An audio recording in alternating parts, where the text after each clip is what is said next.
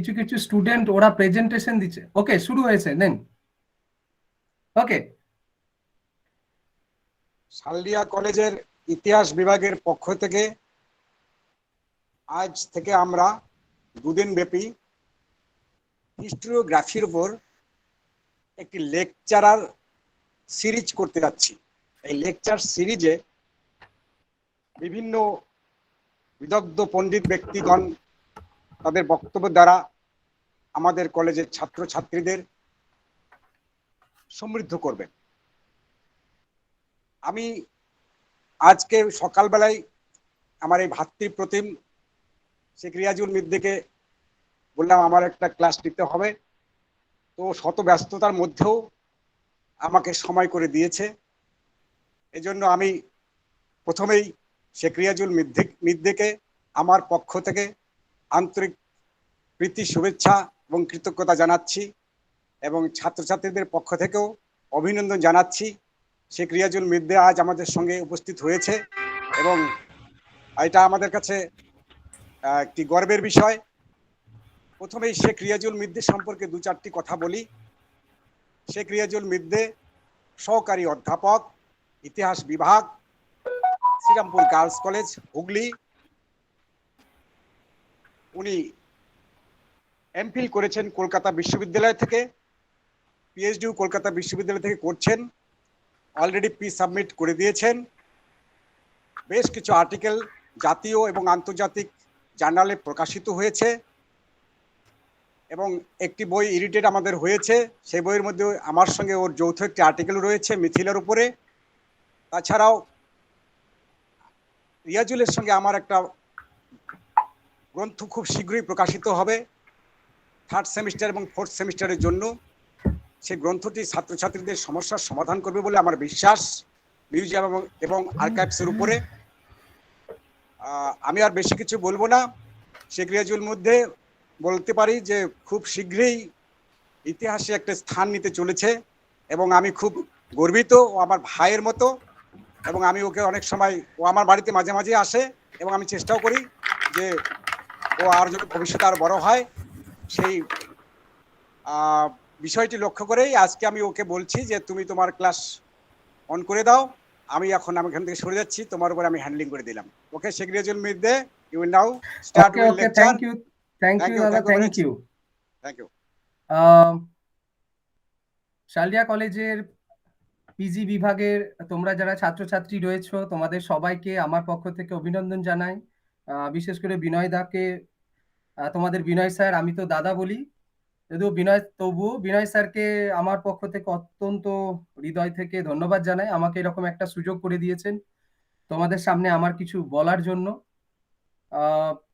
তো স্যারের সমস্ত অনুমতি নিয়ে আমি আজকের আমার এই যে প্রেজেন্টেশন, তোমাদের হিস্টোরিওগ্রাফি নিয়ে যে তোমাদের যে সিরিজ চলবে আগামী 2 দিন ধরে, তারই প্রথমটা আমাকে দিয়ে শুরু হচ্ছে।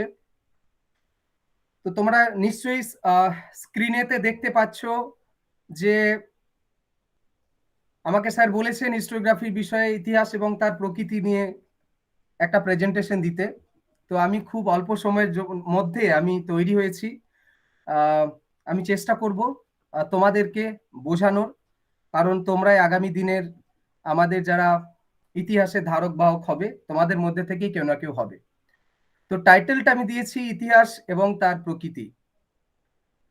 ইতিহাস এবং তার প্রকৃতি প্রসঙ্গে বলতে গিয়ে আমাদের প্রথমেই যেটা জানতে হবে সেটা হচ্ছে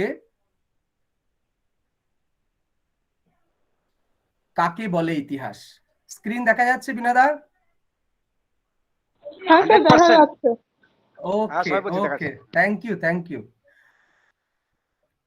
কাকে বলে ইতিহাস আমরা জানি, একদম তোমরা স্কুল লেভেল থেকে শুনে আসছো যে ইতিহাস হলো পুরনো যুগের ঘটনা, পুরনো যুগের কথোপকথন, এই সমস্ত কিছু যে আমরাও ছোটবেলা থেকে জেনে এসেছি, কলেজ ইউনিভার্সিটি লেভেলে পড়েছি, এবং আমি অনেকটা শিখেছি এই হিস্টোরিওগ্রাফি সম্পর্কে তোমাদের এই বিনয় স্যারের কাছ থেকে।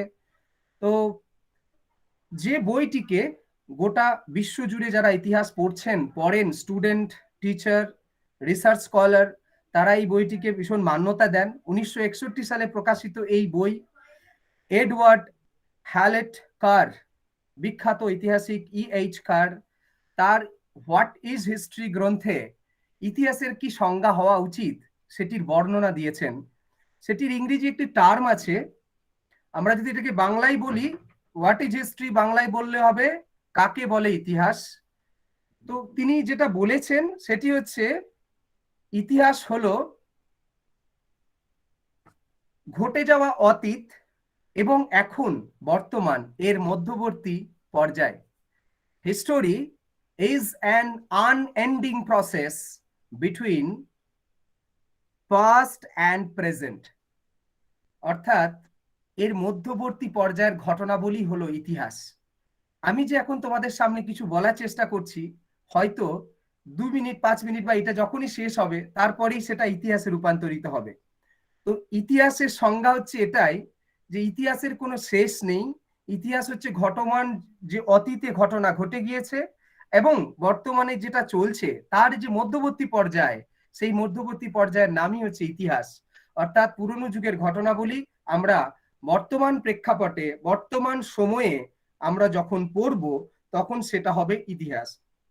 একটা জিনিস শুধু খেয়াল রাখবে, যখন আমরা ইতিহাস পড়বো, আজকে ধরো 2021 সাল, এই 2021 সালে যখন আমরা ইতিহাস পড়বো তখন কিন্তু আমাদের আশেপাশের পরিস্থিতি, সেটা রাজনীতি, অর্থনীতি এবং সমাজ, সব কিছুকে আমরা খেয়াল রাখবো এবং খেয়াল রেখেই আমরা আমাদের ইতিহাসকে এগিয়ে নিয়ে যাব। তো হোয়াট ইজ হিস্ট্রি টেক্সটে এইচ কার স্যার বলেছেন যে একদিকে ইতিহাস আর একদিকে ঐতিহাসিক। ঐতিহাসিক সব সময় তাকিয়ে থাকবেন তার তথ্যের দিকে, সেই তথ্যকে নিয়ে তিনি এগিয়ে চলবেন আগামী দিনে। এবং এইচ কার সাহেব এই বইয়েতে তিনি বলেছেন যে ফ্যাক্ট, যেটা ঘটনা সেটা কিন্তু ঘটনা, সেটার কোনো মিথ্যা বা সত্য বড় কথা নয়, সেটা কিন্তু ঘটনা। এবং ঐতিহাসিক তিনি কোন দৃষ্টিভঙ্গিতে সেই ঘটনাটিকে আমাদের সবার সামনে উপস্থাপিত করছেন সেটা মূল বিষয়বস্তু। তাহলে একটা জিনিস আমরা আজকে জানছি যে ইতিহাস কাকে বলে, হিস্ট্রি। তাহলে হিস্ট্রি হচ্ছে এমন একটা প্রসেস যেটা অতীত এবং বর্তমানের মধ্যবর্তী সময়কাল, একটা আনএন্ডিং প্রসেস যার কোনো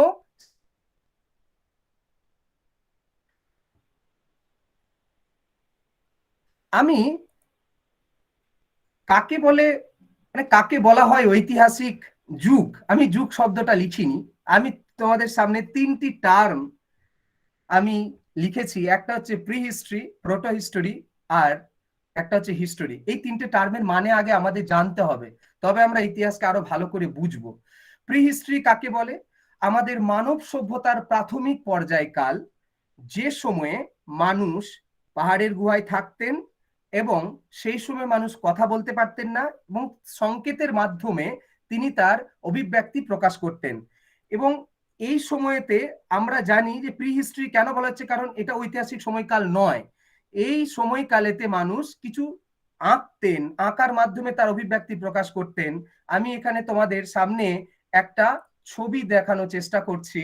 প্রিহিস্ট্রি পর্যায়ে মানুষের জীবনযাপন প্রণালীটা দেখো, সেখানে আমরা ইতিহাসের উপাদান হিসেবে কেবলমাত্র এই অংশটাকেই পাচ্ছি যেখানে চিত্রের মাধ্যমে মানুষ তার অভিব্যক্তি প্রকাশ করতেন।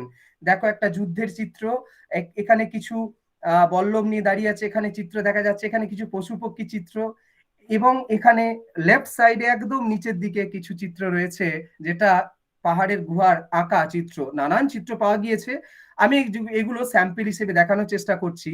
তাহলে প্রি হিস্ট্রি পর্যায়ে মানুষ লিখতে শেখেনি, প্রি হিস্ট্রি পর্যায়ে মানুষ কথা বলতে শেখেনি, শুধু অভিব্যক্তি, সেই সময়কালটি হচ্ছে প্রি হিস্ট্রির সময়কাল। প্রোটো হিস্ট্রি আমি হরপ্পা সভ্যতার সময়কালটাকে বলবো, কারণ প্রোটো হিস্ট্রিতে কি হয়েছে, প্রোটো হিস্ট্রির সময়কালটা হচ্ছে এমন একটি সময়কাল, ঐতিহাসিক এবং মানে প্রি ঐতিহাসিক, যেটাকে আমরা ঐতিহাসিক পিরিয়ডের সূচনা বলছি না, তার মধ্যবর্তী পর্যায়ে। এই পর্যায়ে মানুষ লেখা তো শিখেছিলেন, কিন্তু তার মানে এখনো পর্যন্ত আমাদের কাছে স্পষ্ট নয়, পাঠোদ্ধার হয়নি। আমি এখানে হরপ্পা সভ্যতার একটি ছবি দেখানোর চেষ্টা করেছি, যে হরপ্পা সভ্যতার ছবিটার মধ্য দিয়ে আমি বলতে চাইছি যে এই প্রোটো হিস্ট্রি সময়কালে মানুষের অভিব্যক্তি আমাদের কাছে স্পষ্ট নয়, কিন্তু তারা লিখতে জানতেন, এটা স্পষ্ট। যেহেতু লেখা শুরু হয়েছিল তাই এটিকে প্রোটো হিস্ট্রি পর্যায়ে ধরা হচ্ছে, কিন্তু যতক্ষণ না পর্যন্ত তার রূপ, মানে পাচ্ছি ততক্ষণ পর্যন্ত আমরা এটাকে ঐতিহাসিক সময়কাল বলবো না। 3 নাম্বার আমি দিয়েছি এখানে অশোকের ইনস্ক্রিপশনের, অশোকের শিলালিপির চিত্র। এটা হচ্ছে ব্রাহ্মী স্ক্রিপ্ট, অশোকের ব্রাহ্মী স্ক্রিপ্ট। এখানে আমাদের সাঁচির একটি সাঁচির পাশেই তো এরকম একটি পিলার, অশোকান পিলার, এটা অরিজিনাল, তার ছবি আমি ইন্টারনেট থেকে দিয়েছি। এই এই 1837 সালে ইংরেজ ভদ্রলোক স্যার জেমস প্রিন্সেপ অশোকের লিপির পাঠোদ্ধার করেন। মানে অশোকের লিপির কি মানে সেটা তিনি আমাদের সামনে তুলে ধরেন, যার যার পর থেকে আমরা অশোকের লিপি, অশোক আমরা জানি মৌর্য সম্রাট, বিখ্যাত মৌর্য সম্রাট এবং প্রাচীন ভারতবর্ষের সর্বশ্রেষ্ঠ সম্রাট বলা হয় তার মধ্যে। তো তিনি তার সময়কালে সাম্রাজ্যের বিভিন্ন প্রান্তে তার যে আদেশনামা, তার যে প্রশাসনের নিয়ম কানুন, তিনি তার এই বিভিন্ন পিলার, কখনো পাহাড়ের গায়ে, কখনো কখনো কখনো এমনি স্থাপত্যের গায়ে এইরকম খোদাই করা স্ক্রিপ্ট খোদাই করে দিতেন, যার ফলে সেখানে তার অফিসিয়ালসরা যেতেন এবং তার মানে সেই স্ক্রিপ্টের মাধ্যমে অশোক কি বলতে চাইছেন সেটা তিনি বোঝাতেন। অর্থাৎ যেহেতু 1837 সাল এবং অশোকের সময়কাল থেকে আমরা একটা জিনিস বুঝতে পারছি যে আমরা মানে বুঝতে পারলাম, অর্থাৎ ঐতিহাসিক কাল এটাকে আপাতত আমাদের কাছে ধরা হচ্ছে যে প্রমাণ আছে। প্রমাণ বলতে এই স্ক্রিপ্ট, এই প্রমাণ, ইনস্ক্রিপশন আমাদের কাছে প্রমাণ, শিলালিপি আমাদের কাছে প্রমাণ, এই সময় থেকে আমরা মানে বুঝতে পারছি। অর্থাৎ এইটাকেই ঐতিহাসিকেরা ইতিহাসের, আমাদের ভারতবর্ষের প্রেক্ষাপটে ঐতিহাসিক কাল বলে একদম বৈজ্ঞানিকভাবে মেনে নিয়েছেন। তো আমি 2018 সালে, আমি এটা তো তোমাদের ইন্টারনেট থেকে ছবি নিয়েছি, কিন্তু আমি 2018 সালে নিজে যেহেতু উত্তরাখণ্ডের কালসিতে ভিজিট করেছিলাম, গিয়েছিলাম আমার ফিল্ড ওয়ার্কেতে, সেখান থেকে অশোকের ইনস্ক্রিপশন একদম চীনের বর্ডারেতে কালসি 13 নম্বর রক এডিক্টের উপর, রক এডিক্টের ওখানে কালসি ইনস্ক্রিপশন আছে, মানে সম্রাট অশোকের এই কালসি ইনস্ক্রিপশন স্পেশাল ইনস্ক্রিপশন, কারণ এখানেতে হাতির ছবি রয়েছে। আমি তোমাদের দেখানোর চেষ্টা করছি, তারপর আমি মেন টপিকে আসবো। এটি কালসিতে আমি গিয়েছিলাম, এখানে লেখা রয়েছে welcome to rock edict Ashoka Uttarakhand. এটা হচ্ছে রোডটা, ওখানে চায়না বর্ডার। আর এই যে পাথর, আমি কিছুক্ষণ আগে বললাম পাথরের গায়ে, এখানেই অশোকের ইনস্ক্রিপশনটি খোদাই করা রয়েছে, ব্রাহ্মী স্ক্রিপ্টে রয়েছে। এবং এই এই ইনস্ক্রিপশনেতে অশোকের তার যে আর্কিটেকচার এবং তার যে প্রশাসন সম্পর্কে নানান তথ্য আমাদের সামনে তিনি তুলে ধরেছেন। এইটা হচ্ছে, দেখো তোমরা যদি দেখতে পাও এখানে স্পষ্ট স্ক্রিপ্ট গুলো, এটা অরিজিনাল অশোকের স্ক্রিপ্ট, এই যে ব্রাহ্মী স্ক্রিপ্ট খোদাই করা হয়েছিল সেই স্ক্রিপ্টের প্রমাণ তোমরা নিশ্চয়ই দেখতে পাচ্ছ, আমি নিজে চোখে দেখেছি। নেক্সট হচ্ছে এখানে হাতির একটি চিহ্ন, এটা আমি ছবি তুলেছিলাম কারণ হাতির ফিগার কেবলমাত্র এই কালস ইনস্ক্রিপশনেতেই পাওয়া গিয়েছে। হাতির একটা অবয়ব খোদাই করা হয়েছে। তো এটা সত্যি করেই প্রশাসন ব্যবস্থা অশোকের একটা অন্যতম বড় নিদর্শন। এর মাধ্যমে কি বোঝা যায় যে অশোকের তার সাম্রাজ্যের সীমা অত দূর পর্যন্ত বিস্তার লাভ করেছিল। তো এটা হচ্ছে ঐতিহাসিক সময়কাল। অর্থাৎ আমি তোমাদের এই তিনটে বিষয় আমি দেখানোর চেষ্টা করলাম। প্রি হিস্ট্রি, যেখানে মানুষ লেখালেখি শুরু করতে পারেননি, সেটা ঐতিহাসিক সময়কাল নয়। প্রোটো হিস্ট্রি, লিখতে শুরু করেছেন কিন্তু তার মানে না বোঝার জন্য আমরা ওটাকে ঐতিহাসিক সময়কাল ধরছি না। এমনটা হতে পারে যদি হরপ্পার স্ক্রিপ্টের মানে আমরা বুঝতে পেরে যাই, তাহলে সেই সময়কালটা ঐতিহাসিক সময়কালে গিয়ে রূপান্তরিত হবে। কিন্তু 1837 সালের যখনই অশোকের শিলালিপির ইনস্ক্রিপশনের এই শিলালিপিগুলোর পাঠোদ্ধার হলো, জেমস প্রিন্সেপ সাহেব করলেন, তারপর থেকে আমাদের সামনে দরজা খুলে গেল ইতিহাসকে নতুন করে জানবার। কারণ এই অশোকের শিলালিপি থেকে আমরা আসল ইতিহাসের উপাদান জানতে শুরু করেছি।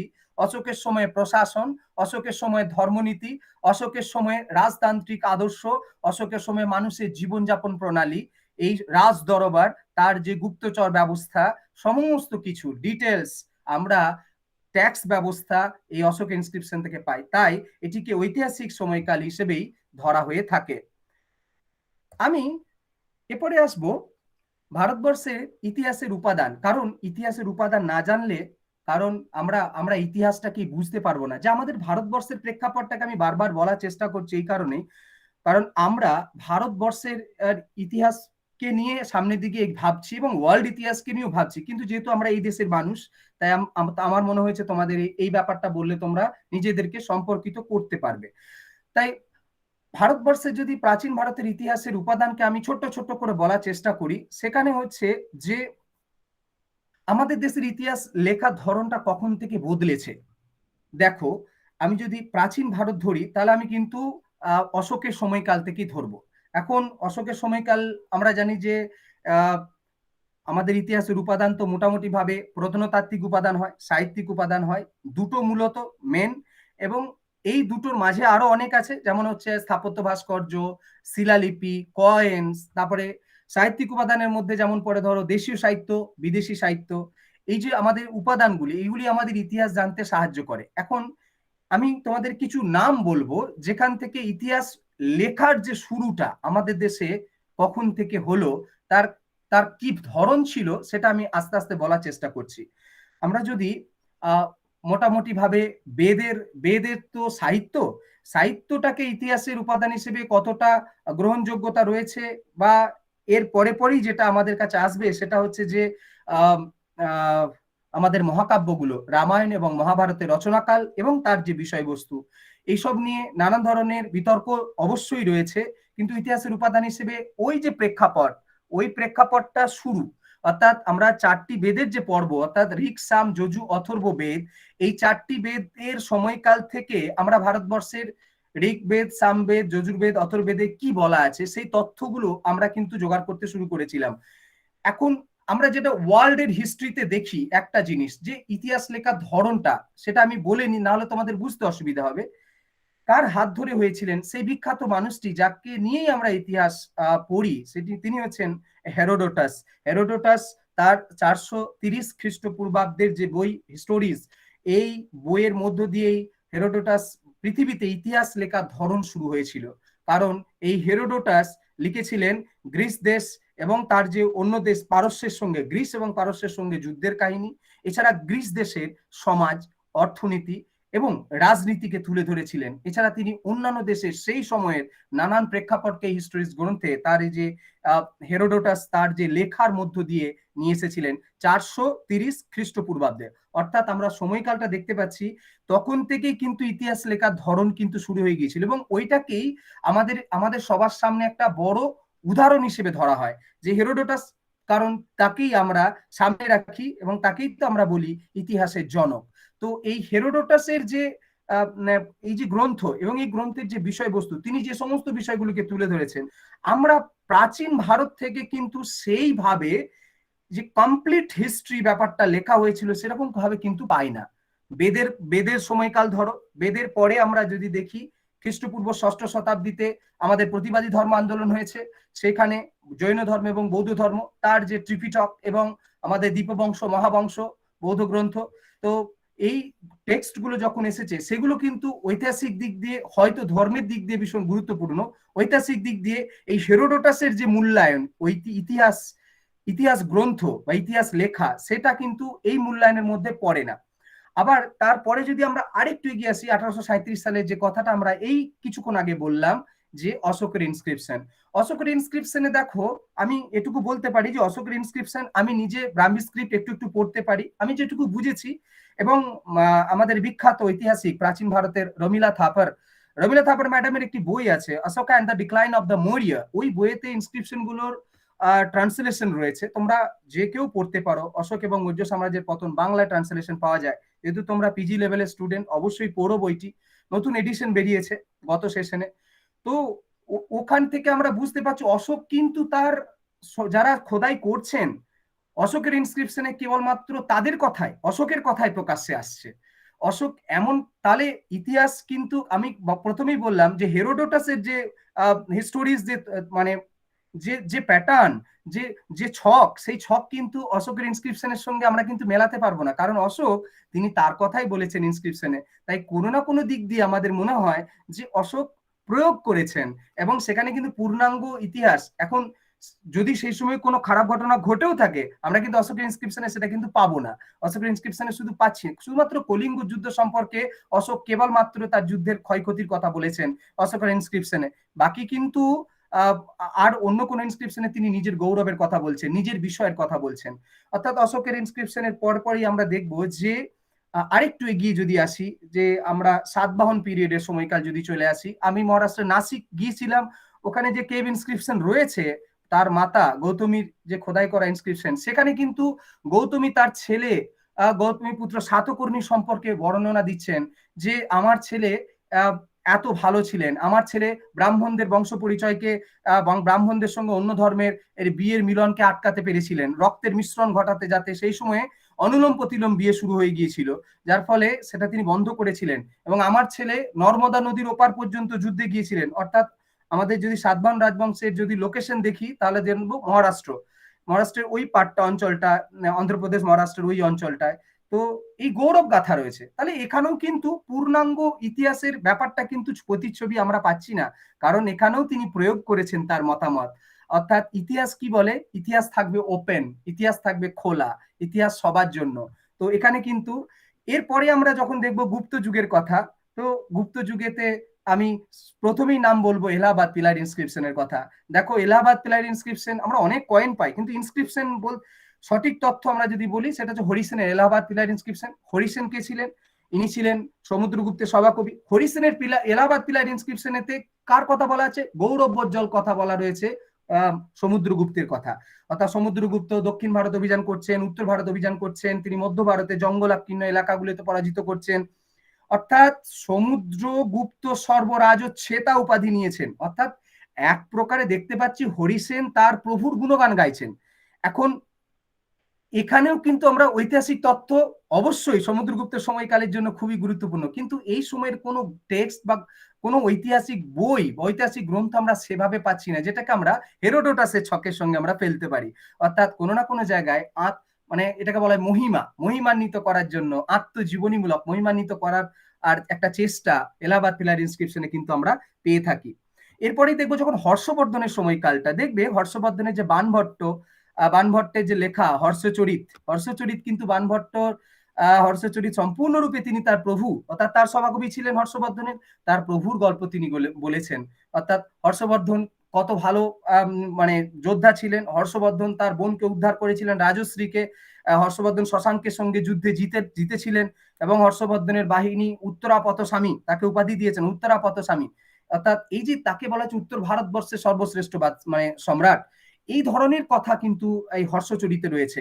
এবং হর্ষচরিতের এই গল্পটাও আমাদেরকে কিন্তু ওই জায়গাতে আমাদের ইচ্ছা পূরণ করছে না, যে ঐতিহাসিক লেখার মতো যে ঐতিহাসিক বিষয়গুলো আমাদেরকে হেরোডোটাস যেটা দিচ্ছেন সেটা কিন্তু আমরা পাইনি হর্ষবর্ধনের এই বাণভট্টেতে। তো আমরা এই ধরো আদি মধ্যযুগ, তারপরে এই সময়কালটার এই যে একটা কথা বললাম, একদম অশোক থেকে শুরু করে একদম হর্ষবর্ধন পর্যন্ত, কোন সময় থেকে তাহলে ঐতিহাসিক যুগ শুরু হচ্ছে? আমরা প্রথমবার আমরা একটি বই পাচ্ছি, সেই বইটি হচ্ছে কলহন হচ্ছেন তার সময়কালের একটি টেক্সট আমরা পাচ্ছি, এবং সরি তার সময়কালে না, তারই লেখা গ্রন্থ রাজতরঙ্গিনী। তোমরা সবাই শুনেছো, স্কুল লেভেল থেকে শুনে আসছো। 1149-50 খ্রিস্টাব্দের এই টেক্সট আমাদেরকে, এবং বিখ্যাত আমাদের যারা ঐতিহাসিক দুইজনের নাম বলবো, বিএন মুখার্জি এবং আর.সি. মজুমদার, এবং আমাদের দিলীপ কুমার চক্রবর্তী স্যার, যিনি বিখ্যাত মানুষ হিস্টোরিওগ্রাফির দিক দিয়ে। তো তারা সবাই এক বাক্যে স্বীকার করে নিয়েছেন, সমস্ত ঐতিহাসিকরা স্বীকার করে নিয়েছেন যে কলহনের রাজতরঙ্গিনী হচ্ছে প্রথম ঐতিহাসিক গ্রন্থ। সময়কালটা 1149-50। কারণ কি? কারণ এই গ্রন্থেই প্রথমবার কলহন সময়কাল উল্লেখ করছেন, এবং একই সঙ্গে শুধু সময়কাল না, সেই সময়ের তিনি পুরাবৃত্ত, তার যে প্রত্নতাত্ত্বিক অংশ এবং মানে পুরাতত্ত্ব এবং অন্যান্য দুটো নথিকে সামনে নিয়ে তারপরে তিনি এই গ্রন্থ রচনা করছেন, যেটা আমাদের কাছে এবং ঐতিহাসিকদের কাছে ভারতবর্ষে প্রথমবার আমরা এমন একটা বই পেলাম, এমন একটা লেখা পেলাম, যেটাকে আমরা হেরোডোটাসের ছকের সঙ্গে মেলাতে পারছি। এই জন্যই এটাকে বলা হচ্ছে প্রথম ঐতিহাসিক গ্রন্থ। তাহলে ঐতিহাসিক ওই টার্মটার সঙ্গে যদি আমরা মেলাই, যে ঐতিহাসিক সময়কাল কাকে বলা হয়, যার মানে সঠিক রয়েছে। অর্থাৎ এই গ্রন্থটার মধ্য দিয়ে আমাদের দেশে শুরু হয়েছিল ঐতিহাসিক বইপত্র লেখালেখির সময়।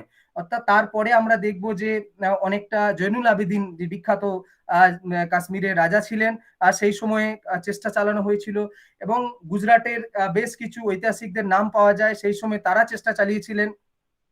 এবং চাঁদ বরদই, পৃথ্বীরাজ রস, তিনি রচনা করছেন যেটা রাজপুতদের ইতিহাস। তারপর দেখবে চাচনামা, আরবরা যখন সিন্ধু অভিযান করেছিলেন 712 সালে, তার গল্প রয়েছে চাচনামাতে। কিন্তু এই সমস্ত গ্রন্থগুলো ওই রাজতরঙ্গিনীর মতো না। রাজতরঙ্গিনী টোটাল কম্প্যাক্ট বই, একটা আমাদের কাছে ঐতিহাসিক দলিল, যেটা সমস্ত দিক আমরা এখানে পেয়েছি, সাল উল্লেখ করা রয়েছে এবং সময়কাল ধরে ধরে বর্ণনা রয়েছে প্রমাণ সহ। অর্থাৎ এখানে একটা জিনিস বুঝতে পারলাম, ইতিহাস প্রমাণ দিয়েই চলে। অর্থাৎ চাচনামা যদি আমরা ধরি, চাচনামার যেমন অজ্ঞাত পরিচয় ব্যক্তির যদি হয়, চাচনামার টেক্সট আরবরা সিন্ধু অভিযান করেছিলেন, রাজা দাহিরকে পরাজিত করেছিলেন মোহাম্মদ বিন কাসিম, তো তার গল্প রয়েছে এবং আরবদের গৌরব গাথা রয়েছে। তো এই পৃথ্বীরাজ রসতেও তাই। অর্থাৎ আমরা দেখবো যে আদি মধ্য যুগের এই সময়কালটিতে রাজতরঙ্গিনীর মতো সেভাবে ডেভেলপমেন্ট হয়নি। তারপরেই তো আমাদের ভারতবর্ষে শুরু হয়েছিল সুলতানি যুগ এবং আমাদের মুঘল যুগ। সুলতানি যুগের যে বিখ্যাত গ্রন্থটি সবার সামনে আনা হয় সেটি হচ্ছে জিয়াউদ্দিন বার্নি, তো বিখ্যাত ঐতিহাসিক, এবং তারিকি ফিরোজ শাহী। তারপরে ধরো আমাদের সামনে শামসি সিরাজ আফিফ, তার লেখা টেক্সট এসেছে। কিন্তু এগুলো মনে রাখবে, যতগুলো সুলতানি যুগের টেক্সট পাওয়া গেছে সবগুলোই গৌরব গাথা। অর্থাৎ এখানে কিন্তু সেই কমপ্লিট ব্যাপারটি কিন্তু নেই। কারণ এর সব থেকে বড় উদাহরণ পাবো মুঘল যুগেতে আমরা। কারণ এই কেন আমি বলতে চাইছি, আমির খসরুর কথা যদি আমরা বলি, আমির খসরু আলাউদ্দিন খলজি সময়কালের বিখ্যাত বিখ্যাত লেখক, মানে বিখ্যাত কবি লেখক সমস্ত দিক দিয়ে। তো আমির খসরু সেই সময়ের সুলতানি যুগের প্রশাসন ব্যবস্থা সম্পর্কে বিভিন্ন তথ্য আমাদেরকে তুলে ধরেছেন। কিন্তু কোনো না কোনো জায়গায় আমরা কিন্তু সুলতানি যুগে কি সবটাই ভালো ছিল?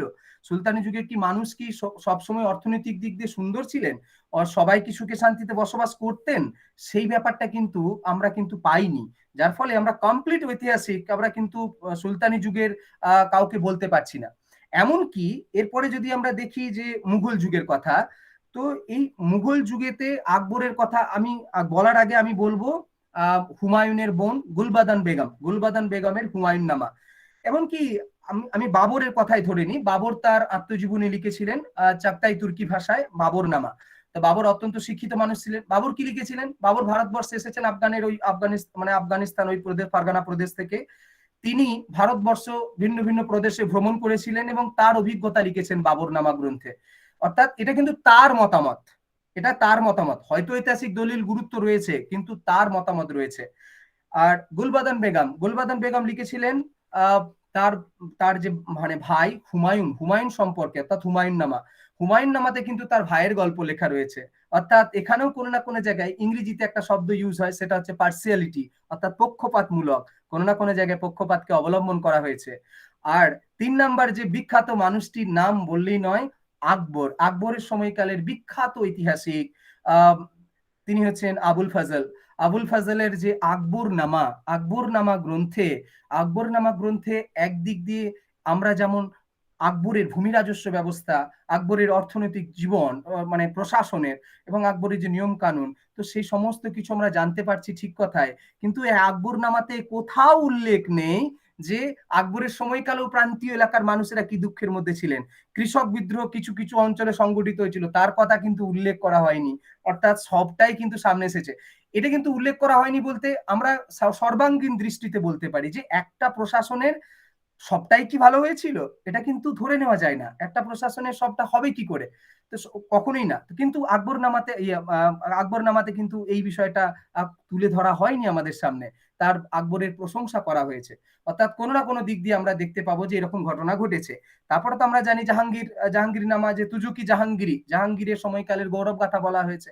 এবং অরঙ্গজেবের সময়কালে তো কিছু বলার নেই। অরঙ্গজেবের সময়কালে তো মানে সেই সময়ের যে ওই ইতিহাস গ্রন্থগুলোই যখন রচনা করা হয়েছে, তখন কোনো না কোনো জায়গায় প্রশাসনের ভয় কোনো না কোনো জায়গায় তাদের সামনে কাজ করেছিল। আমি যেমন একটা উদাহরণ বলতে পারি, যে যখন মোহাম্মদ বিন তুগলক, সুলতানি যুগের কথা একটু ফিরে আসি, যে কেন ঐতিহাসিকরা, মধ্যযুগের ঐতিহাসিকেরা কেন তারা নিরপেক্ষ হতে পারেননি, তার একটা বড় কারণ সেটা হচ্ছে যে প্রশাসন তাদের উপর এতটা হাবি ছিল এবং তারা ভয় পেতেন।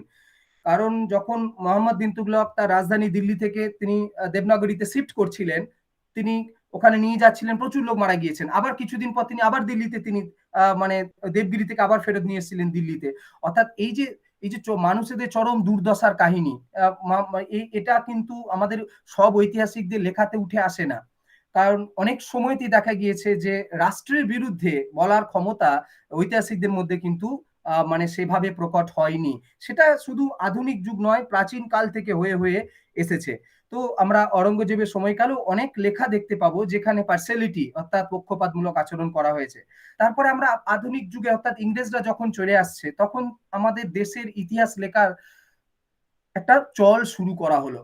ইংরেজরা শুরু করলেন। যে ভদ্রলোকটি আমাদের ভারতবর্ষে যখন ইস্ট ইন্ডিয়া কোম্পানি এসে গিয়েছেন, এবারে ভারতবর্ষে 1757 সালে সিরাজদৌল্লার হাত থেকে যখন আমাদের প্রশাসন কেড়ে নিয়ে ইস্ট ইন্ডিয়া কোম্পানি এবং মীর কাসিমের কাছ থেকে বাংলার অধিকার যখন নিচ্ছেন, দায়িত্ব নিয়ে নিচ্ছেন, ওদিকে শাহ আলমের কাছ থেকে যখন বিনা শুল্কে বাণিজ্য, ফারুক স্যারের কাছ থেকে সমস্ত বাণিজ্য করার যে সমস্ত ফ্যাসিলিটিস তারা নিয়ে ফেলছেন, তারপরে আমাদের দেশে যখন তারা শুরু করলেন যে এডুকেশন সিস্টেম, এই সময়ে ইতিহাস নিয়ে তারা প্রপার চর্চাটা শুরু হলো। তাহলে এতদিন পর্যন্ত প্রাচীন থেকে মধ্যযুগ পর্যন্ত আমাদের কাছে সেইভাবে কমপ্লিট ইতিহাস নিয়ে যে ঐতিহাসিক ব্যাপার সেটা কিন্তু হয়নি। ইংরেজরা আসার পর আমাদের দেশেতে সেভাবে একটা উদ্যোগ নিচ্ছেন এবং এখানে তারা আবার একটা সিস্টেম প্রয়োগ করে দিয়েছেন আমাদের দেশেতে। যদি হিস্টোরিওগ্রাফি আমরা দেখি তাহলে জেমস মিল সাহেবের নাম আসবে। এই জেমস মিল সাহেব তিনি তিনি বিখ্যাত পণ্ডিত মানুষ ছিলেন এবং তিনি অনেক ভাষা জানতেন। যে জেমস মিল সাহেব 1800 সাল যখন হচ্ছে, তখন ওই সময়কালেতে তিনি ভারতবর্ষের যে স্কুল কলেজ যখন হচ্ছে, শুরু হয়েছে সবে, সেইগুলোতে কি ধরনের পড়াশোনা হবে এবং ভারতবর্ষের যে প্রাচীন ঐতিহ্যের কথা আমাদের সবার সামনে তুলে ধরা হবে, সেটা নিয়ে পক্ষপাত আলোচনা করা শুরু হয়ে গিয়েছিল। কারণ তিনি যখন ব্রিটিশ হিস্ট্রি কথা বলছেন, সেখানেতে তিনি ভারতবর্ষের ইতিহাসের কোনো গৌরবোজ্জ্বল অধ্যায় নেই এ কথা তিনি বারবার মন্তব্য করেছেন। অর্থাৎ আর সব থেকে বড় জিনিস, এই কিছুকাল পরেই যে ঘটনাটি ঘটেছিল সেটি হচ্ছে ভিনসেন্ট স্মিথের যে বিখ্যাত বই Oxford history of British India. এই গ্রন্থেতেই আমরা জেমস মিল সাহেব তো করে গেলেন, সেখানেই তিনি জেমস মিলই প্রথমবার বলে দিয়ে গেলেন যে ভারতবর্ষের এই যে ডিভিশন, তোমরা যখন এম এ তে পড়ছো তোমাদের স্পেশাল পেপার আছে দেখবে, এই যে আমরা এখন ডিভিশনের কথা বলি, এই ডিভিশন ব্যাপারটা কিন্তু জেমস মিলের ওই থিওরি, যে একটা সাম্রাজ্যবাদী ঐতিহাসিক থিওরি যেটাকে পরবর্তীকালে আনা হয়েছিল, অর্থাৎ এই ব্যাপারটা কিন্তু আমাদের ইংরেজদের হাত ধরেই এসেছে। এবং এই Oxford history British India Vincent Smith তার এই বিখ্যাত গ্রন্থেই সেই প্রাচীন ভারত, এই যে মুসলিম ভারত এবং ব্রিটিশ ভারত, এই যে তিনটে স্তর আমরা ইতিহাসে আমাদের আমাদের তৎকালীন যে স্কুল কলেজের যে শিক্ষা ব্যবস্থা তার মধ্যে প্রয়োগ করা হলো। অর্থাৎ আমাদেরকে বারবার এটা বলা হলো যে আমাদের কোনো গৌরবোজ্জ্বল ইতিহাস নেই, এবং গৌরবোজ্জ্বল ইতিহাস না থাকার কারণে আমাদের কেবলমাত্র অশোকের নাম করেছিলেন, আর সমুদ্রগুপ্তের নাম করছেন, আর আকবরের নাম করেছেন। বলছে যে তোমাদের ওই গুটি কতক বাদশাহ ছিল ভালো, তোমাদের কোনো গৌরবোজ্জ্বল ইতিহাস নেই। আমরা ইংরেজরা এসেছি, তোমাদের মানে আমরা আমরা তোমাদের সভ্য করব। এবং একটা বারবার তো লর্ড ডালহৌসির একটা বড় উক্তি রয়েছে, ভিনসেন্ট স্মিথের বইয়েতেও পাওয়া যায়, সেটা হচ্ছে যে আমাদের দেশের নাকি যে সাহিত্য চর্চা, যে কালচার, সেই কালচার নাকি ইংরেজদের থেকে আমরা অনেক পিছিয়ে। এবং একটা নাকি বইয়ের স্ট্যাগ, সেটা নাকি গোটা ভারতবর্ষের যদি শিক্ষা ব্যবস্থার যে সাহিত্য চর্চা তা যদি আমরা তুলে ধরি, সেটা একটা স্ট্যাগের সমান হবে। মানে কত বড় অপমান ভারতবর্ষের পুরনো ঐতিহ্যকে। তো ইতিহাসের ধরনটাকে তিনটি ভাগে ডিভিশন করে দেওয়া হলো ব্রিটিশ শাসনকালের সময়কালে। অর্থাৎ আমরা দেখতে পাবো এই সময়কালে যে প্রাচীন প্রাচীন ভারত হয়ে গেল সেকশন, ভাগ করে দিচ্ছেন এনারা, আর মুসলিম ভারত মানে হচ্ছে সুলতানীয় মুঘল যুগ, আর তারা ব্রিটিশ ভারতের কথা বলছেন। অর্থাৎ তিনটে ডিভিশন, ইতিহাস লেখাতে তিনটে ডিভিশন আমরা প্রথমবার পাচ্ছি এই সময়কাল থেকে। এবং স্মিথের এই বইটার মাধ্যমে আরো প্রকট হয়ে গেল, সেটা আরো প্রমাণিত হয়ে গেল। তারপর আমরা দেখবো যে এই সময়কালেতে যখন ব্রিটিশরা রাজত্ব করছেন, এবং সেই সময় আমাদের ভারতবর্ষের কিছু শিক্ষিত সম্প্রদায়, শিক্ষিত মানুষ তারা এগিয়ে আসছেন একটা জিনিসের প্রতিবাদ করার জন্য। কারণ কি না, ইতিহাস লেখার ধরনের প্রতিবাদ তারা চালাচ্ছেন। তারা বলছেন যে আমাদের ইতিহাসের কোনো ঐতিহ্য নেই, এটা কি হয়, এটা সম্ভব নয়, আমাদের ইতিহাসের ঐতিহ্য ছিল। তখনই ভারতবর্ষে তারা প্রমাণ হিসেবে দেখাচ্ছেন। এটা একটা কথা আমি তোমাদের এখানে বলে রাখি, তোমরা যারা এম এ পড়ছো এবং কিছুদিনের পরই হয়তো তোমরা এমফিল রিসার্চ বা পিএইচডি করতে যাবে, তো এই যে প্রত্যুত্তরকারী যে আমরা ভারতীয় যে ঐতিহাসিক দল আসছেন, তারা এটা এটা প্রমাণ করছেন যে আমাদের, প্রমাণ করার চেষ্টা করছেন যে আমাদের দেশের একটা পুরনো ঐতিহ্য ছিল, আমাদের দেশে পুরনো প্রশাসন ব্যবস্থা ছিল, আমাদের দেশে বিখ্যাত বিখ্যাত রাজারা রাজত্ব করে গিয়েছেন, সেটাকে প্রমাণ দিচ্ছেন। কিসে প্রমাণ দিচ্ছেন? ওই যে জেমস মিল যে বক্তব্যটা রেখে গিয়েছেন যে আমাদের ভারতবর্ষের ঐতিহ্য নেই, এখানে সাম্রাজ্যবাদী ঐতিহাসিকরা তারা কিন্তু এটার প্রতিবাদ করেননি যে প্রাচীন মুসলিম ইংরেজ এই ডিভিশনটার বিরুদ্ধে তারা প্রতিবাদ করেননি। তারা তারা প্রমাণ তুলে ধরেছেন আমাদের প্রাচীন ভারতের ঐতিহ্যটাকে তাদের সামনে রেখে। এখানে সাম্রাজ্যবাদী শব্দটা কেন আমি বললাম, সাম্রাজ্যবাদ মানে হচ্ছে কোনো একটা থিওরি যার উপরে জোর করে চাপিয়ে দেওয়া হয়। সাম্রাজ্য, এই যে যে কলোনিয়াল কনসেপ্ট বলা হয় ইংরেজিতে, অর্থাৎ সাম্রাজ্য কোনো একটা কারোর একটা তত্ত্ব আমরা যখন কারোর উপরে চাপিয়ে দিই, সেই তত্ত্বটা সে মানতে বাধ্য হয়, তখন সেটা হয় সাম্রাজ্যবাদী একটা কনসেপ্ট। তো আমাদের ভারতবর্ষে যে সমস্ত ঐতিহাসিকরা এগিয়ে এলেন তাদের মধ্যে এই যে মানে আমি বলবো যে ধরো KP Jaiswal sir, Indian polity বলে তিনি গ্রন্থ রচনা করছেন, তিনি টেক্সট তুলে ধরছেন যে আমাদের ভারতবর্ষের অ্যাডমিনিস্ট্রেশন সম্পর্কে। কেপি কাংলে কৌটিল্যকে নিয়ে পরবর্তীকালে তার লেখা, এবং 1905 সালে আমরা জানি যে আমরা পড়েছি শ্যামা শাস্ত্রী কেরলেতে কৌটিল্যের স্ক্রিপ্ট ওখানে পাওয়া গিয়েছিল, এবং 1925 সালে ওটিকে বই আকারে প্রকাশ করা হয়। পরবর্তীকালে কেপি কাংলে, তো তিনি এই কাংলে স্যারের অর্থশাস্ত্রের বইটার ভলিউম আছে, তো তোমরা পড়তে পারো অনায়াসে। অর্থশাস্ত্র হচ্ছে ভারতবর্ষের রাজনীতি প্রথম বই, রাজনীতি এবং অর্থনীতি, যে একটা রাষ্ট্র কেমন করে চলবে, একটা রাষ্ট্রের প্রকৃতি কি হওয়া উচিত, একটা রাষ্ট্রের ধরন কি হওয়া উচিত। অর্থাৎ সেই মৌর্য যুগেতে কৌটিল্যের সময়কাল যদি ধরা হয়, তাহলে সেই সময়কালে আমাদের দেশের রাষ্ট্র ব্যবস্থার উত্থান ঘটে গিয়েছিল, এটা কিন্তু প্রমাণ আমাদের ছিল। এটা আমরা এগেনস্টে এই প্রথমবার ইন্ডিয়ান পলিটি এবং কাংলেসারের বই, বিশেষ করে ইন্ডিয়ান পলিটির কথা আমি বলবো, ইন্ডিয়ান পলিটি কেপি জয়সওয়াল তিনি তুলে ধরলেন। আর আরেকটা যার এস আলতেকার সাহেব বলছেন যে আমাদের ভারতবর্ষের কোনো সমাজ ব্যবস্থা ছিল না। এস আলতেকার আর এই যে আমাদের ভারতবর্ষের দেখবে যে position of women in ancient India, position মেয়েদের যে সামাজিক অবস্থা তার তথ্য তিনি তুলে ধরেছেন। অর্থাৎ একটার পর একটা বই লেখা কিন্তু শুরু হয়ে গিয়েছিল এর এগেইনস্টে। অর্থাৎ আমরা প্রমাণ করেছিলাম যে আমাদের কিন্তু ঐতিহ্য ছিল। অর্থাৎ একটা জিনিস হলো কি, ভারতবর্ষের মানুষেরা ইতিহাস লেখালেখি শুরু করলেন, যেটা কিন্তু ওই ফরম্যাট ফলো করা হচ্ছে, যেটা আমি আবার বলবো হেরোডোটাসের ফরম্যাটটাকে নিয়ে আসা হচ্ছে, সমাজ অর্থনীতিকে প্রশাসনকে তুলে আনা হলো। এর পরে পরে যখন আমাদের দেশে স্বাধীনতা সংগ্রাম শুরু হয়ে গেল, তখনই দেখবো যে আমাদের দেশে এই সাম্রাজ্যবাদী ইতিহাস চর্চাটা চলছে, এর সঙ্গে সঙ্গে সাইডে আরেকটি জিনিস আমাদের দেশে উত্থান ঘটছে, সেটি হচ্ছে আঞ্চলিক ইতিহাস চর্চা, অঞ্চল ভিত্তিতে। অর্থাৎ শুধু আমাদের দেশ না, আমাদের দেশের তো নানান অঞ্চলে ডিভিশনে বিভাজিত।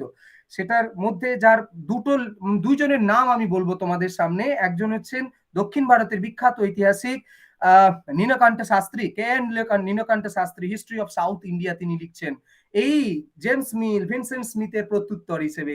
এবং তারা অঞ্চল, যে আমাদের ভারতবর্ষে আঞ্চলিক ইতিহাস অত্যন্ত শক্তিশালী ছিল, এবং তারা অঞ্চলের মধ্যে সমাজ অর্থনীতি রাজনীতি সবকিছু ওখানে ছিল, সেটাকে এই বইতে পাওয়া যাচ্ছে, তোমরা পড়বে কে এন নীলকান্ত শাস্ত্রীর বিখ্যাত বই হিস্ট্রি অফ সাউথ ইন্ডিয়া।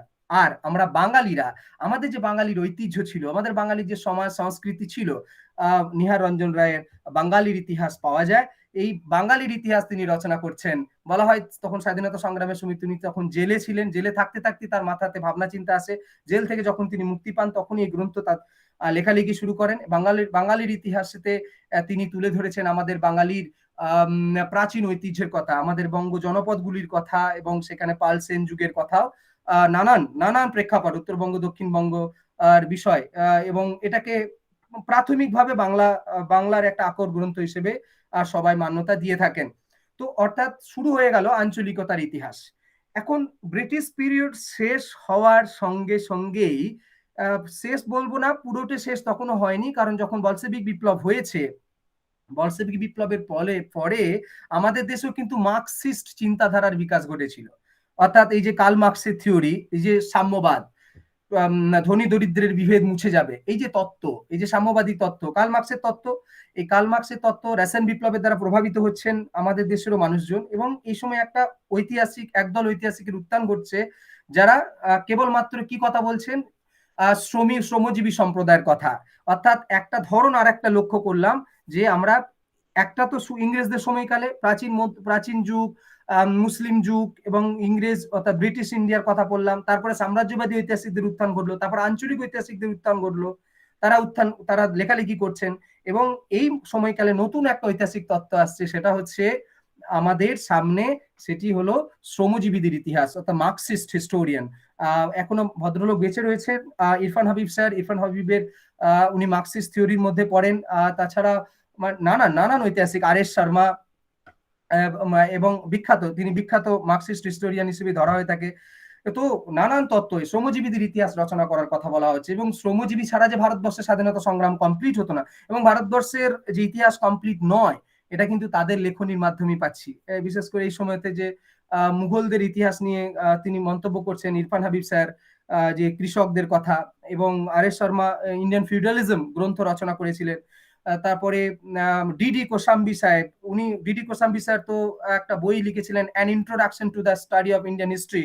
এই গ্রন্থে তিনি ওই যে সামন্ততন্ত্র এবং তার যে শ্রমজীবী সম্প্রদায়ের আগমন, প্রাচীন ভারতে লোহার আবিষ্কার যখন থেকে হলো, আমাদের দেশের অর্থনীতি পুরো পাল্টে গিয়েছিল, এই তত্ত্বটা কিন্তু এই ডিডি কোশাম্বি থিওরিতেই আমরা পেয়ে থাকি। তো আর এস শর্মা থিওরিতে আমরা আর এস শর্মা সাহেব কিছুদিন আগে মারা গিয়েছেন। তো তার লেখনির মাধ্যমে আমরা শ্রমজীবী ইতিহাসের কথা জানতে পারি।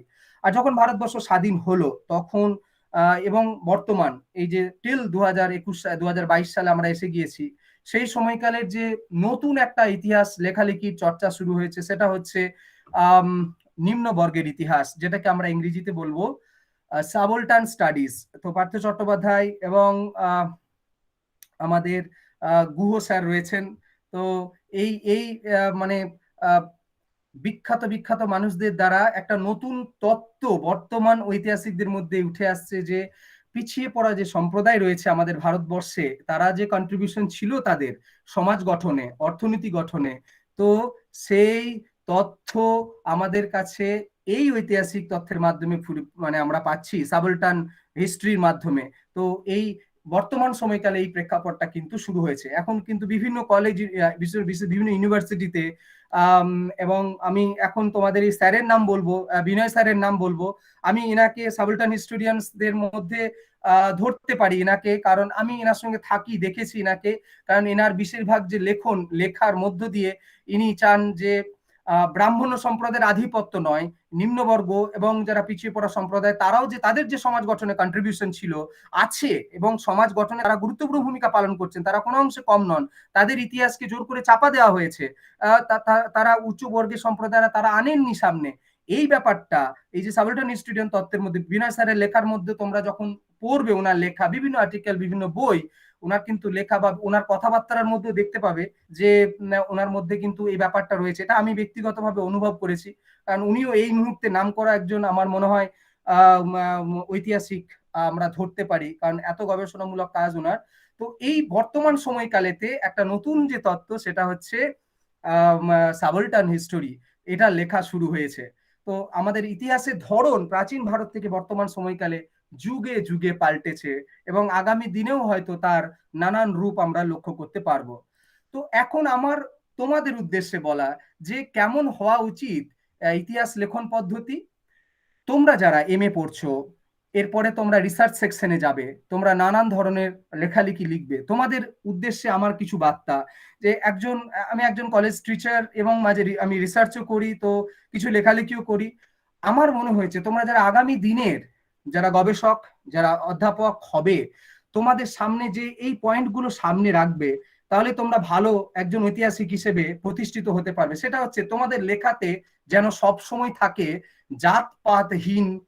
এই জাতপাতহীন শব্দটা আমি লিখেছি এই কারণেই, জাতি না, আমাদের দেশের কথা বলবে তোমরা। জাতপাতের কথা বললে সেটা কিন্তু পার্সিয়ালিটিতে চলে যায়, অর্থাৎ পক্ষপাতে চলে যায়। তোমাকে কিন্তু নিরপেক্ষ হতে হবে। সেই নিরপেক্ষতাটা কোন দিকের কথা বলা হয়েছে? ধর্ম নিরপেক্ষ হতে পারো, তুমি মুসলিম হতে পারো, তুমি হিন্দু হতে পারো, তুমি অন্য সম্প্রদায় হতে পারো, তুমি খ্রিস্টান, বৌদ্ধ, আদিবাসী, যাই হোক, কিন্তু তোমার লেখনীতে থাকবে কোনো রকমের ধর্মের টাচ হওয়া চলবে না, কোনো সংস্পর্শ যেন না লাগে, কারণ তবেই তোমার লেখার গ্রহণযোগ্যতাটা বাড়বে। অসাম্যহীন, কোনো ভেদাভেদ যেন লেখার মধ্যে না থাকে, কারণ কোনো না কোনো জায়গায় আমরা ব্যক্তিগত ইনফ্লুয়েন্স, যেটা আমি তোমাদের হরিসেনের কথা বললাম, যেটা আমি তোমাদের বাণভট্টের কথা বললাম, ওটা যেন না আসে। আর একটা কথা মনে রাখবে, প্রমাণ সর্বস্ব। ইতিহাস সব সময় প্রমাণ চায়, ইতিহাস প্রমাণ ছাড়া চলে না। এই জন্যই আমাদের যে মহাকাব্যের কথা বললাম এবং ওই যে সাহিত্যের কথা, কখনো কখনো সব জায়গায় যে এটাকে ঐতিহাসিক তথ্য হিসেবে ধরা হয়, এটা কিন্তু গ্রহণযোগ্যতাটা আজও প্রমাণিত হয়নি। তাই ইতিহাস তখনই লিখবে যদি তোমার কাছে প্রমাণ থাকে। প্রমাণ ছাড়া ইতিহাস গল্প হয়ে যায়। তাই গল্পের কোনো স্থান নেই, এটা মনে রাখবে। আর একটা হচ্ছে বৈজ্ঞানিক তথ্যনিষ্ঠ বিজ্ঞান ভিত্তিক লেখা যেন সবসময় তোমার মধ্যে থাকে। এই যে আমি তোমাদের বিনয় স্যারের কথা বলছি, ওনার লেখা কথার মধ্যেও দেখতে পাবে কোনো রকমের প্রমাণ ছাড়া, তথ্য ছাড়া উনি কথা বলেন না, লেখেনও না। যার জন্য এনার কিন্তু গ্রহণযোগ্যতাটা দিন দিন বিপুল আকারে বেড়েছে। তো তোমাদের মধ্যে এটা লক্ষ্য রাখবে, তোমরা খেয়াল রাখবে, লেখা যেন বৈজ্ঞানিক দৃষ্টিভঙ্গি সর্বসম্মত হয় এবং সেখানে সবাই যেন সবার জন্য তুমি লিখেছো এবং সেখানে তুমি কারোর পক্ষ অবলম্বন করবে না। তবেই তুমি হয়ে উঠবে আগামী দিনের একজন গ্রহণযোগ্য বিখ্যাত ঐতিহাসিক। ওকে, তো আমি আমার তরফ থেকে ঐতিহাসিক দৃষ্টিভঙ্গির তথ্য তুলে ধরলাম। সবাইকে অসংখ্য অসংখ্য ধন্যবাদ। এবার তোমাদের যদি কিছু জানার থাকে তো তোমরা আমাকে জিজ্ঞাসা করতে পারো। আমি একটু কথা বলছি রিয়াজুল। হ্যাঁ হ্যাঁ হ্যাঁ, এই ছাত্রছাত্রীরা সবাই আছে তো? রেসপন্স করো। হ্যাঁ স্যার আছি। এই যে ব্যাখ্যাটা হলো ইতিহাস এবং তার প্রকৃতি, তোরা কিন্তু ইয়েস নো করবে, এখন কথা বলা যাবে। হ্যালো? হ্যাঁ স্যার বলুন। কথা বলতে পারে। কথা বলতে আমি যেটা বলছি, এই যে ব্যাখ্যাটা হলো অসাধারণ একটা ব্যাখ্যা। এই ব্যাখ্যার সঙ্গে আর দু একটা জিনিস অ্যাড করতে হবে, যেমন ইতিহাসের স্বরূপটা বা তার প্রকৃতি। আপনার কথাগুলো স্যার ক্লিয়ার আসছে না এখন আসছে? হ্যাঁ স্যার, হ্যাঁ স্যার আসলে একটুখানি প্রবলেম আছে, শুনতে পাচ্ছিস? এই স্বরূপটা কি, মানে নেচার বা প্রকৃতি। রিয়াজুলের বক্তব্য তোমরা শুনলে, আমিও বলছি যে ইতিহাসের বিষয়বস্তু মানুষ,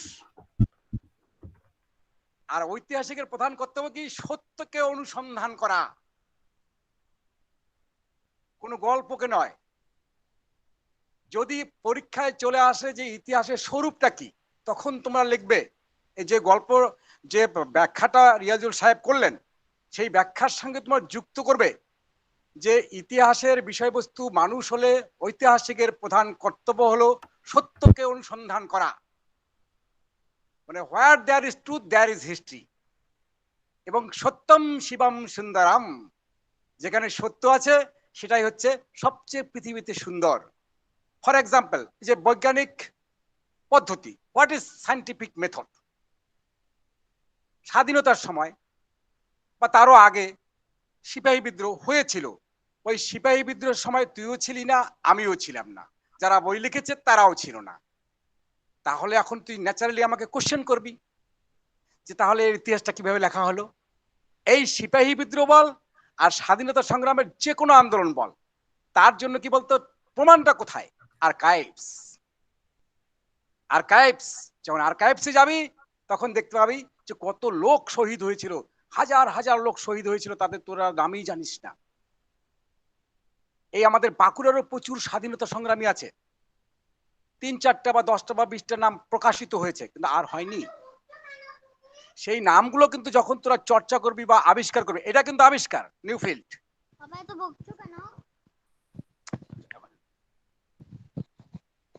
এটা নিউফিল্ড, সেটাকে কিন্তু তোরা স্বরূপের মধ্যে ঢুকিয়ে দিবি। আর ঐতিহাসিক চিন্তার মধ্যে আর একটা জিনিস তোরা অ্যাড করবি, সেটা হচ্ছে যখন রিয়াজুল বলেছে ব্রিটিশরা যখন ইতিহাস লেখা শুরু করলো, সেটা হচ্ছে কলোনিয়াল কনসেপ্ট, মানে I am the best in the world, আমি যেটা লিখবো সেটাই হচ্ছে চরম সত্য আর সব মিথ্যা। এটা হতে পারে না, যুক্তি বা লজিক এটা বলে না। কারণ তারা তাদের মতো করে ইতিহাস লিখেছে, নিজেদের আভিজাত্য, নিজেদের শ্রেষ্ঠত্ব প্রমাণ করতে গিয়ে তারা অপরকে হেয় করেছে। তা তো হতে পারে না। বর্তমান যুগটা কি? তুমি আমাকে সম্মান দিলে আমি তোমাকে ভালোবাসবো,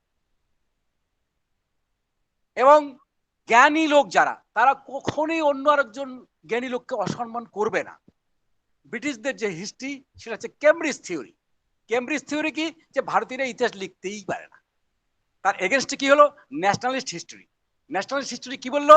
যে আমাদের অতীত ঐতিহ্য গৌরবময়, আবার এই গৌরবময় করতে গিয়ে কি করলো, প্রত্যেকটা অঞ্চলে আলাদা আলাদা আলাদা আলাদা কি রিজিওনাল হিস্ট্রি তৈরি হয়ে গেল, such Bengal history, Gujarat history, নিজেদের মধ্যে দ্বন্দ্ব লেগে গেল। এই যে ইতিহাসের যে এই যে চর্চা, এটা কিন্তু মজা আছে, কিন্তু এই মজাটাকে যখন তুমি লিখবে বা পড়বে বা ব্যাখ্যা করবে, সেটা একদম নিউট্রাল, পক্ষপাত দোষহীন, একদম বায়াস থাকা যাবে না। আর বায়াস হলেই ইতিহাস ধ্বংস হয়ে যাবে, আর ইতিহাসটাকে কখনো বানানো যাবে না। এইটা কিন্তু ইতিহাসের স্বরূপ। তাহলে ইতিহাসের স্বরূপে কি থাকলো, যে ইতিহাস যা ছিল তাই লিখতে হবে, lying out the matter as it is or it was, do not add something new. যদি তোমার অ্যাড করতে হয় সেটা অবশ্যই সায়েন্টিফিক মেথোডোলজিক্যালি। কিরকম, আর্কাইভসে লেখা আছে নাম, শহীদের নাম লেখা আছে, তাদের ইতিহাস লেখা আছে। যেমন ধরো ভেরি রিসেন্টলি আমি একটা ইন্ডিয়ান কাউন্সিল অফ হিস্ট্রিক্যাল রিসার্চে পড়েছি যে ভারতবর্ষের স্বাধীনতা সংগ্রামে নাকি মুসলিমদের অবদান নেই। একদম মিথ্যা। শত শত মুসলিম শহীদ হয়েছিল, তার কিন্তু একটা রিটেন ডকুমেন্ট করেছে, মার্টার্স অফ ইস্টার্ন ইন্ডিয়া। মানে ইস্টার্ন ইন্ডিয়া মানে হচ্ছে বাংলা, বিহার, উড়িষ্যা, ঝাড়খণ্ড থেকে শুরু করে টোটাল নর্থ ইস্ট ইন্ডিয়া যারা যারা শহীদ হয়েছে তাদের সকলের ডকুমেন্ট আছে। এক লাইন হলো, দুই লাইন হলো, তাদের নাম বা বাবার নাম, জায়গার নাম, না বাবাগুলো, সেগুলো কিন্তু পাওয়া গিয়েছে।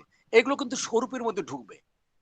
যখন তোরা ক্লাসে বা পরীক্ষা নোট করবি, তখন এই স্বরূপগুলো ঢুকিয়ে দিবি যে ইতিহাস চর্চায় কিন্তু বর্তমান যুগ অনেক এগিয়ে গিয়েছে। কিরকম, যে ইতিহাসে সবসময় মনে রাখবে একটা কথা, ইতিহাসের বিষয়বস্তু মানুষ, কোনো ধর্ম, কোনো জাত বা কোনো সম্প্রদায় নয়।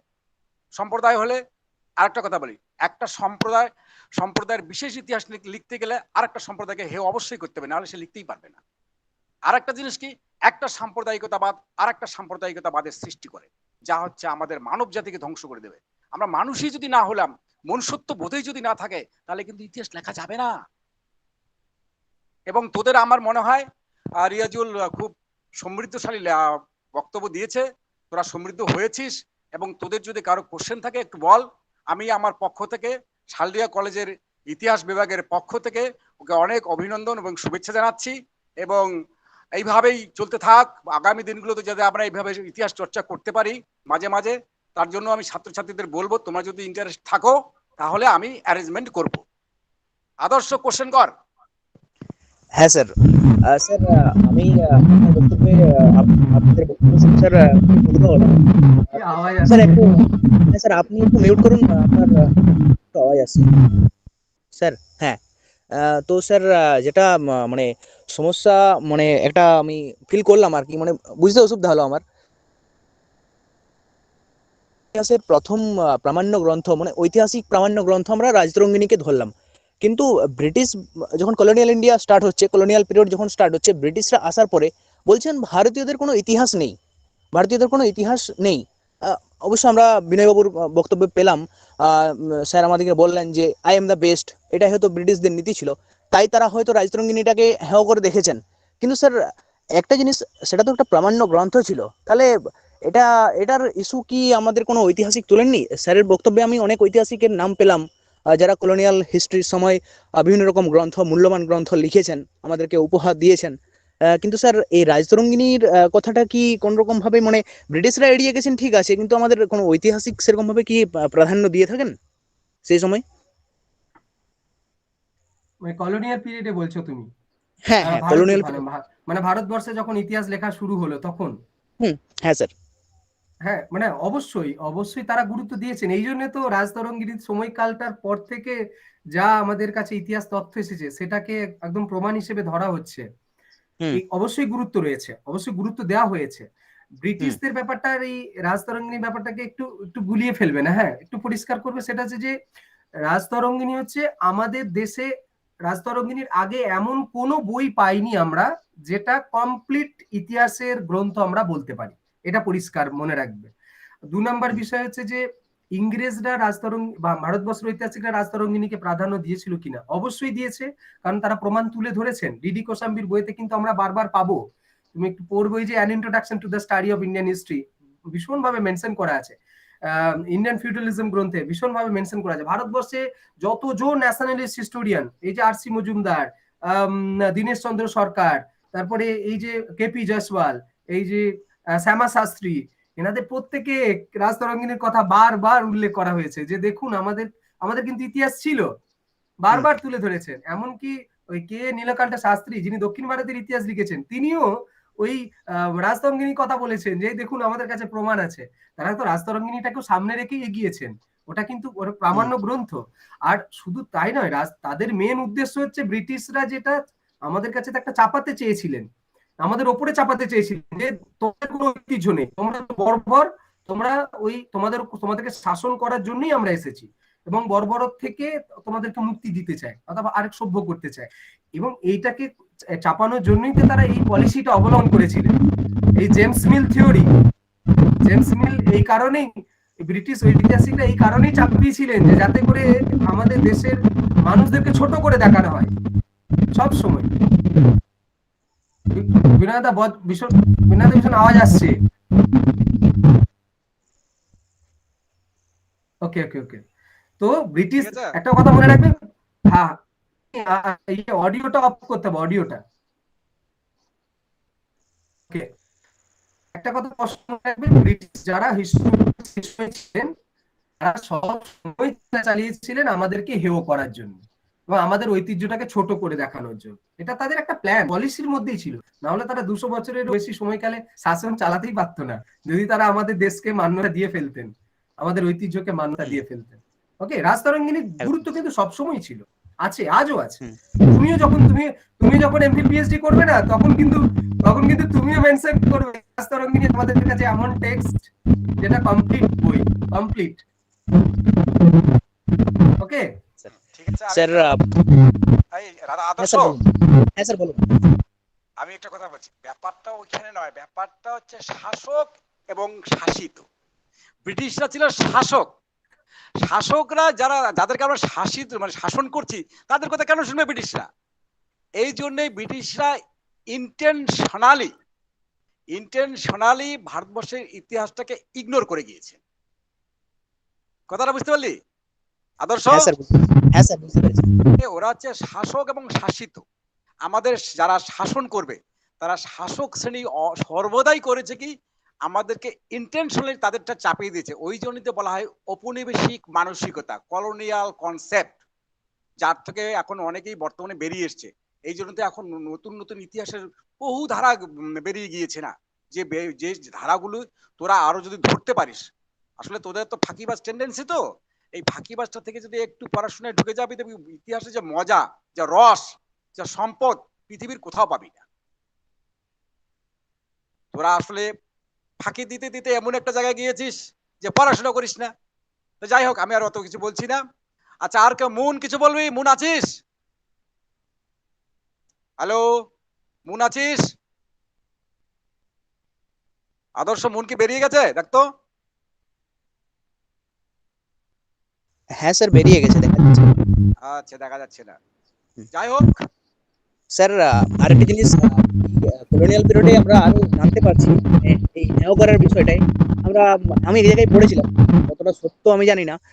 তো স্যার লেখা ছিল যে ইউরোপিয়ান যে ক্লাবগুলো ছিল, সেখানে নাকি পোস্টার দেওয়াই ছিল যে ভারতীয় এবং কুকুরদের প্রবেশ নিষেধ। আর স্যারের কথা মতো, মানে স্যারের আলোচনায় তো আমরা জানতেই পারলাম যে ব্রিটিশদের বা ইউরোপিয়ান যে লাইব্রেরিগুলো ছিল, তার একটা তাকের সাথে ভারতীয়র যে পুরো টোটাল জ্ঞান চর্চাটা, সেটাকে একটা তাকের সাথে তুলনা করেছে, মানে একটা বইয়ের একটা জাস্ট স্ট্যান্ড, সেটার সাথে তুলনা করা হয়েছে। তো স্যার আমি যে কথাটা বললাম যে ইউরোপিয়ানরা যে ক্লাব বা রেস্তোরাঁতে লিখে রেখেছিল যে ভারতীয় এবং কুকুরদের প্রবেশ নিষেধ, এটা আমি একটা জায়গায় শুনেছিলাম বা কারোর তরফ থেকে পড়েছিলাম। তো এটা কতটা স্যার সত্যাসত্য আছে আমি একটু জানতে চাইছি। এটা আমি বলছি, শোন। এটা সত্য ঘটনা। আমাদের যে স্যার আগে বলে নে। আমি বলছি, হ্যাঁ, এইটা শুধু ওই ক্লাব বা রেস্তোরাঁ নয়, রেলগাড়ির মধ্যেও হয়েছিল। তুই গল্পগুলো জানিস? এটা সত্যি সত্যি রেলগাড়িতে ওরা আসলে কি চামড়া, এটা হচ্ছে black and white fight, black and white. ওরা হচ্ছে ইন্ডিয়ান লোক, তুই আমার সঙ্গে বসে যাবি, আমার সঙ্গে চেয়ার শেয়ার করবি, ওরা মানতে পারতো না। আমি শাসক শ্রেণী, রুলার, ব্যাপারটা বুঝতে পারলি? এই মেন্টালিটিটা ওদের মধ্যে ছিল, যার ফলশ্রুতি ওরা কিন্তু এরকম করেছিল। শুধু ক্লাব বা রেস্তোরাঁ নয়, রেলগাড়িতে, বাসের মধ্যে, যে কোনো জায়গায় যাবি, সবসময় সাদা চামড়ার লোকেরা বিশেষ করে ইন্ডিয়ানদের উপরে একটু অত্যাচার করতোই এবং ওটা পছন্দ করতো ওরা। আর আমাদের ইন্ডিয়ান লোকগুলো, কিছু কিছু লোক ওদেরকে তেল দিত, তেল দিয়ে হাউজুর করে চলতো, যার ফলে ওরা বেশি পেয়েছিল। কয়েকজন হয়তো মানে প্রতিবাদী ছিলেন, তাদের নামগুলো তোমরা পেয়েছো। হ্যাঁ, হ্যাঁ স্যার, তাহলে স্যার হ্যাঁ স্যার, এই যে শ্বেতাঙ্গ এটা একটা জায়গা ছিল, একটা এটা theory ছিল। প্রমাণ আছে জানো তো, এটা হচ্ছে ওই যে শহরতলি, যখন এই চট্টগ্রাম অস্ত্রাগার লুট হয়েছিল না, তার আগে ওই যে কল্পনা দত্ত আর প্রীতিলতা ওয়াদ্দেদার, ওই যে যখন শহরতলির একটা ক্লাবে যখন 25শে ডিসেম্বরে সেলিব্রেশন হচ্ছে, সেই সময় শহরতলির ওই যে ক্লাবেতে যখন বোমা ফিঁকতে গেল, সেই সময় বোর্ডটাতেই লেখা ছিল যে এরকম একটা গল্প আছে, ওই বোর্ডেতেই লেখা ছিল। এবং শুধু ওই বোর্ড না, নানান জায়গায়, বিশেষ করে মনে রাখবে লর্ড উইলিয়াম বেন্টিক যখন গভর্নর জেনারেল হলেন, তারপর থেকে কিন্তু এটা প্রকট আরো বেশি হয়েছিল, এই মাত্রাটা বাড়তে শুরু হয়ে গিয়েছিল। লর্ড বেন্টিকটার তো সময়কাল 1832-33 সাল, তো সময় তার তার সময় থেকে এই প্রসেসটা আমাদের দেশে শুরু করে দেওয়া হলো। একটা এক প্রকারের সমস্ত জায়গায় রন্ধ্রে রন্ধ্রে এটা বুঝিয়ে দেওয়া হচ্ছিল আমাদেরকে যে তোমরা আমাদের সঙ্গে নয়, বা তোমরা আমাদের পাতে দেওয়ার মতো না। তো এটা পলিসি, এবং লর্ড ডালহৌসি তো এই প্ল্যান নিয়ে এসেছিলেন ভারতবর্ষে, যখন তিনি গভর্নর জেনারেল হিসেবে চাকরি নিয়ে এলেন আমাদের দেশে, তখন তার প্ল্যানের মধ্যেই ছিল যে তোমরা হচ্ছে ওই যে কুকুরের সমান, মানে তোমাদেরকে, তোমরা ওইটারই যোগ্য। লর্ড ডালহৌসি প্ল্যানের মধ্যেই ছিল। তো যার জন্য তো সত্য বিলোপ নীতির মতো নির্লজ্জ নীতি তিনি চালু করেছিলেন।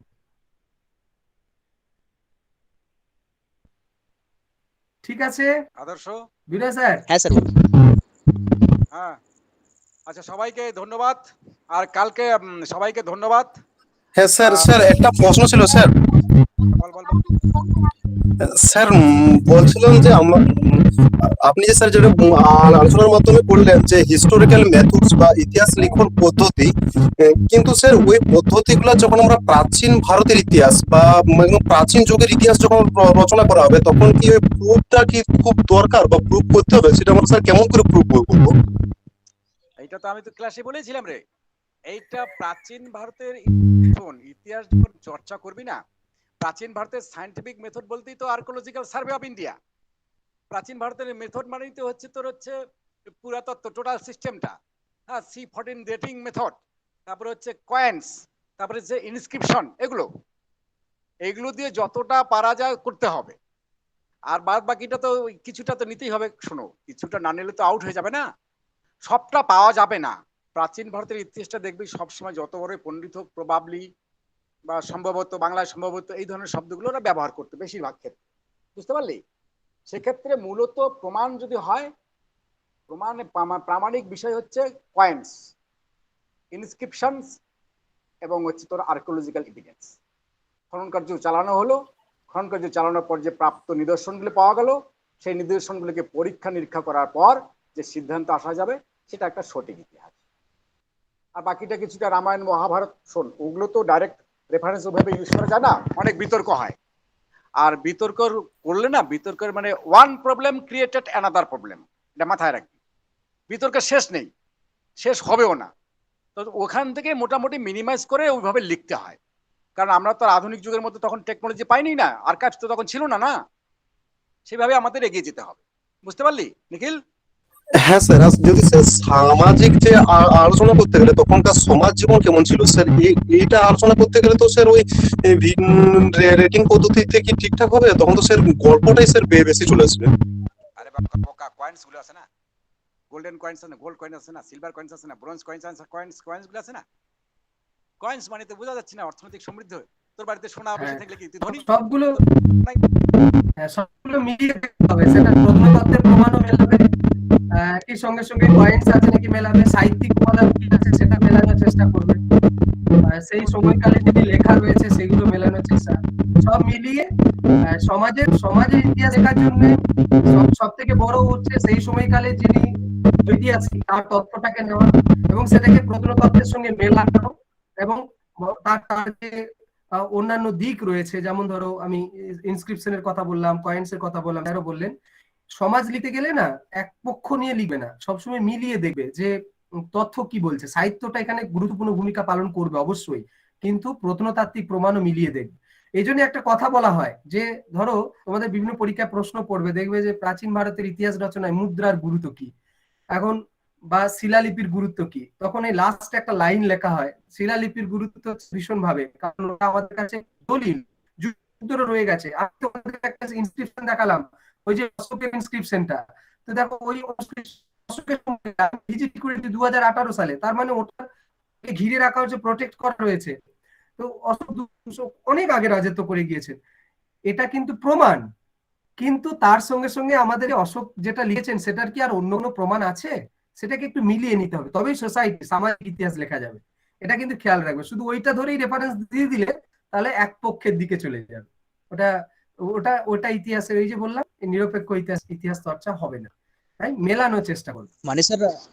মানে স্যার কম্পেয়ার করতে হবে আর কি, বিভিন্ন তথ্যগুলোর সাথে অবশ্যই, অ্যালাইনমেন্ট করে অবশ্যই। কম্পেয়ার করে এটা দেখতে হবে। অবশ্যই, অবশ্যই। সকলকে ধন্যবাদ, রেজুলকেও ধন্যবাদ, আমাদের কলেজের পক্ষ থেকে অসংখ্য ধন্যবাদ জানাচ্ছি। আর ছাত্রছাত্রীদের বলছি আগামীকাল 11:30-এ একটা ক্লাস হবে, রিয়াজুল সাহেব স্যার থাকবেন। কালকে বিখ্যাত প্রফেসর মাধবচন্দ্র অধিকারী, উনি প্রফেসর এবং ডিন, কুচবিহার পঞ্চানন বিশ্ববিদ্যালয়ের অধ্যাপক, উনি পোস্ট মডার্নিজমের উপরে লেকচার দেবেন। এবং 4:15 থাকবেন যাদবপুর বিশ্ববিদ্যালয়ের বিখ্যাত অধ্যাপক রূপকুমার বর্মন। এবং সন্ধ্যা 7টার সময় থাকবেন আমার স্যার, এবং উনি হচ্ছেন একজন বিখ্যাত ডক্টর শৈলেন দেবনাথ। এইসব দিগ্গজদের কালকে ক্লাস থাকবে, তোমরা সকলেই থাকবে। কিন্তু জিনিস খারাপ লাগলো, প্রেজেন্ট কিন্তু মাত্র 8 জন আমি দেখতে পাচ্ছি, এটা কিন্তু দেখতে হবে। স্যাররা থাকবে, তোরা থাকবি না, ওই মোবাইল চালু করে গেলে হবে না। আদর্শ ব্যাপারটা দেখবি। হ্যাঁ, ওকে, সবাইকে ধন্যবাদ, থ্যাংক ইউ ভেরি হ্যাঁ মাচ, স্যার, ঠিক আছে। Thank you okay, Riazul, okay, okay, সবাইকে thank you, thank you, thank you. Thank you sir.